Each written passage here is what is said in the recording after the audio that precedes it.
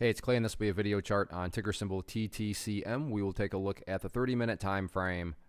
Real quick, what do I mean by 30-minute in case maybe you're new to charts? Instead of each one of these candlesticks here representing 1 day's worth of price action, which is what you would normally see, each one represents 30 minutes. So while this here may look like several days worth of time, it's actually today's price action broken down into 30-minute time slices. I like to do this time frame that does a good job of telling the quote-unquote story of the price and then makes mapping out where levels of support and resistance a bit easier to see. Sort of a tricky chart, and I have no problem admitting that after today's price movement, because the price made a good move this morning and then it pulled back, but it's not like it crashed, but it was a pretty deep pullback. I mean, you think about the fact that at one point it was up here, and then it pulled back quite a bit, but it's not like the price went all the way down here or anything. So definitely a little bit of a sketchy chart. And, like I said, I don't have any problem admitting that sometimes charts are just like, But the one level that without doubt stands out in terms of being a key level of resistance, which has made itself known, is that pink line right there, which on my chart represents the 200 period simple moving average. And even if you have a basic understanding of charts, I'm sure you've heard of the 200 period, and you know that when the price is down below it, it does tend to act as areas of resistance.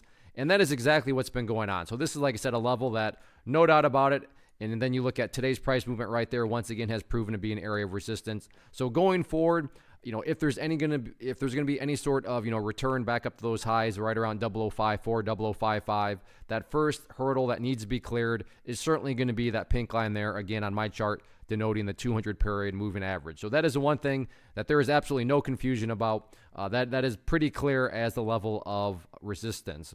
As far as areas of support, the level that kind of intrigues me, and we'll see if that means anything or not going forward, but the price does still have this overall uptrend. I get it, it's pulled back a couple of times, but since it's bottomed out here and then made that big move and pulled back, on the pullback, it has put in that little higher low. So the overall chart does kind of have a little drift in the upwards direction. Now, most places don't call it a drift. Most people call it a trend. So, yeah, it is slowly trending in the upwards direction. Now, granted, I realize I'm sure nobody wanted to see it pull back that far.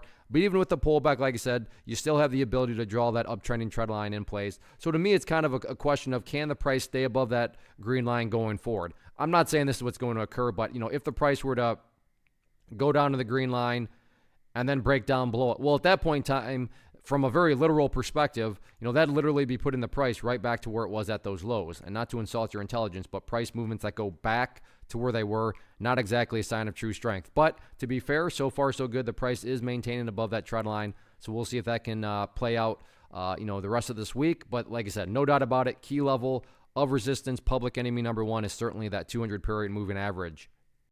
One of the biggest questions that I get is, hey Clay, how do you find the stocks that you trade? So what I've done is put together a free resource guide where I talk about the tools that I use to locate stocks that I find interesting and think may have potential. So if that sounds like something that could add value to you as a trader, then click on the image that is up on the screen right now and I will email you the guide. The guide itself is very short and to the point, and best part, it's completely free.